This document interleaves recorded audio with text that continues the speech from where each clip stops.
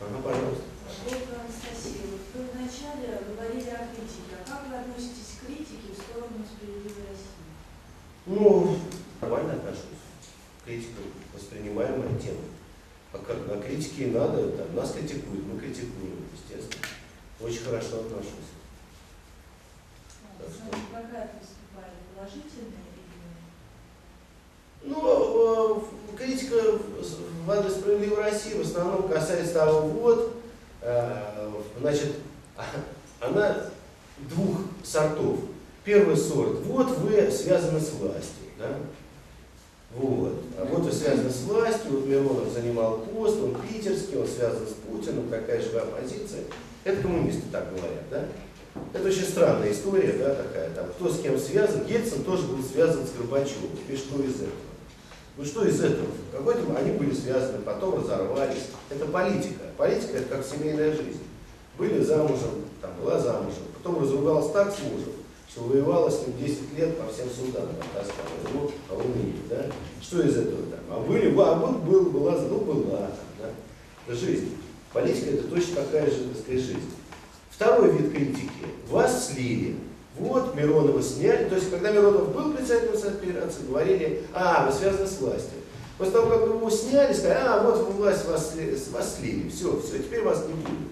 И то глупость, и это глупость, так сказать. Вот он ушел, тогда нам отказывают в оппозиционности, понимаете, да? И даже в этот момент говорят, вас слили, вы все равно не оппозиция. Ну как, сейчас уже, даже по вашим меркам оппозиции, вы же уже все, не связаны, он же уже не председатель Совета Федерации. Говорит, не, все равно. Это обычная история, поэтому. Но приятно, что справедливую Россию не обвиняют в коррупции, хотя пытаются там найти депутатов, которые якобы в регионе там чего-то не то делают там, и прочее. Но в целом не обвиняют в коррупции, в целом не обвиняют там, в развале государства, в экстремизме там, и так далее, и так далее. Вот. В основном критика вот такая, вот, так сказать, что то ли вы связаны с Кремлем, то ли вы вроде не связаны с Кремлем, вот такое вот. Вопрос о выборах. Сейчас в общественности, естественно, выдают такое мнение о предсказуемости исхода выборов. Просто как непосредственно член партии «Справедливая Россия», интересно ваше мнение. Есть ли смысл какой-то выборной агитации и вообще партийного плюрализма в России? Поймите, в центральных средствах информации создается этот миф о том, что все предрешено. Это и есть способ предвыборной борьбы. То есть, как бы, а что там позиция? Да ерунда все это. Все предрешено, там и все. Зачем вы? Но в политике так не бывает. Политика — это всегда живой процесс. То, что нагнетают это, особенно в Москве, ситуация в регионах совершенно другая. В регионах чувствуется борьба, ненависть к Единой России, которая прямо открыто декларируется. Интернет полностью оппозиционен, если вы следите за интернетом. А эффект, что все решено, создают главные каналы телевизионные. Да? Это их задача, они в руках власти. То есть это один из способов борьбы предвыборов. Вот. А если все будет решено, что Путин не пошел? Значит, он понимает, что результаты будут не очень высокие. Не те, которые там он ждет. Да? Он же пошел, он послал Медведева в бой, да? Отработал. Вот, поэтому как бы, а что вдвоем они не возглавили список? Он понимает, что результаты будут не те, которые там можно расценивать как успех. Даже при всем давлении, при всем там, при всех возможностях. Поэтому я считаю, что выбор есть выборы. До конца их предсказать нельзя, многое меняется. Знаете, когда я 22 года занимаюсь выборами, там такие бывают, там просто шекспировские сюжеты. Но шекспировские сюжеты, понимаете, бывают. Ну там человек, допустим, пошел в Курске баллотироваться, наш депутат, бывший Михайлов, да? Пошел баллотироваться, ну как коммунист выставился, цена компании 0 руб, 0 пол. Да, так сказать, ну пошел просто формально там от коммунистов. А по каким фаворит был Рудской. Он проходил там все. Но власть что-то там не поделилась с Рудским, бах, его снимают. И Михайлов побеждает, просто становится губернатором. До сих пор губернатор. Да? А его уговаривали. Он говорит, да нет, а что я пойду там, да, бессмысленно. Ну ладно, ну давай. Ну что, ну кто-то должен там, да, ну сейчас 12 лет губернатора, да, то есть это жизнь, это такая вот ситуация. Ну, а даже ситуация с Путиным, которая была, да, так сказать, в общем, человеком, который приехал в 96 году из Питера, да, в 2000-м стал президентом через 4 года, да, так сказать, в 99 году только стал известным в стране. Ну, поэтому надо участвовать в выборах. И до конца все предсказать невозможно, потому что это большая страна. Всякие повороты возможны. Лапушкина Ольга, скажите, пожалуйста, есть ли у вас друзья, которые придерживаются политических взглядов, отличных от ваших? Есть, полно их. От Немцова, с которым я поддерживаю отношения, да, Школа, Касьянова, с которой я тоже хорошо знаком.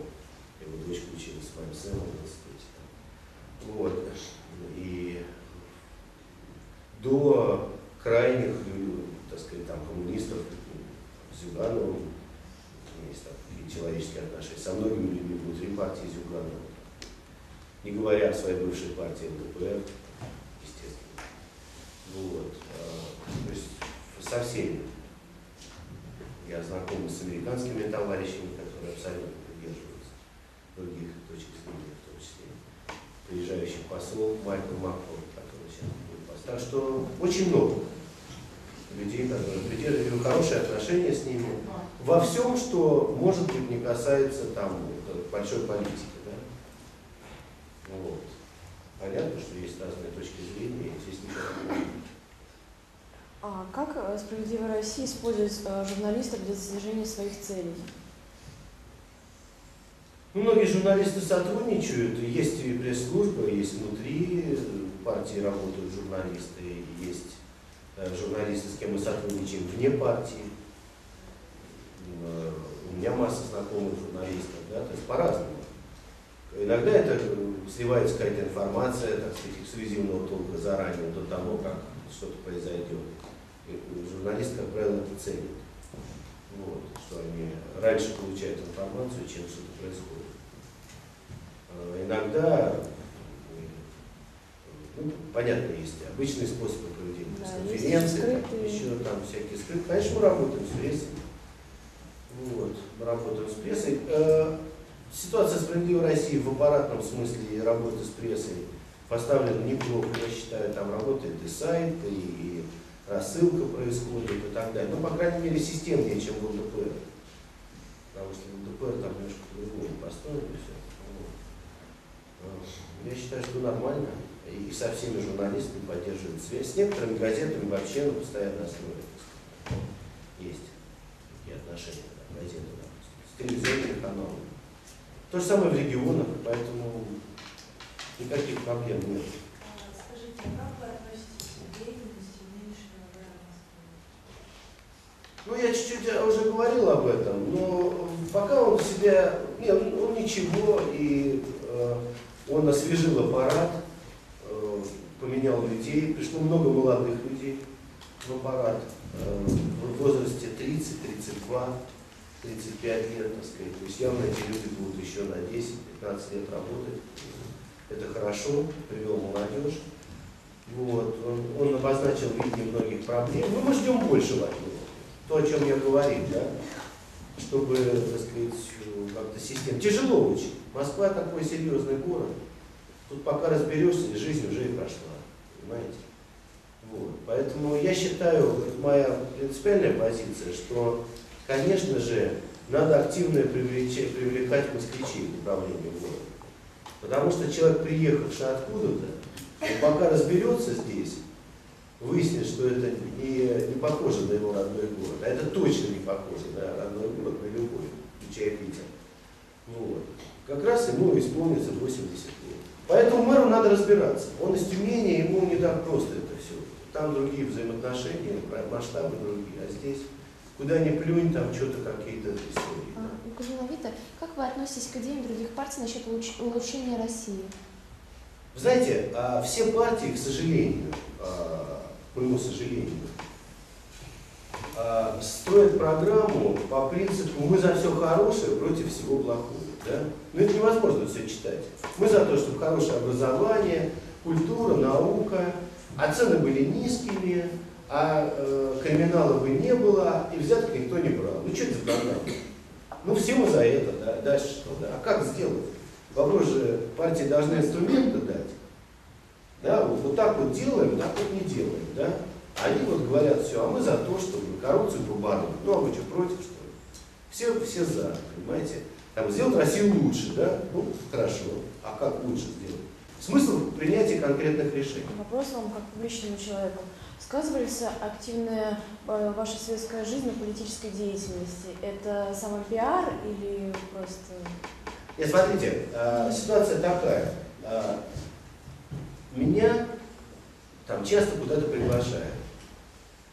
Если я иду, выступаю перед вами, допустим, или перед курсантами, поеду в училище, или где-то еще, не факт, что информация об этом, вот о нашей встрече попадет сегодня в прессу и на сайт.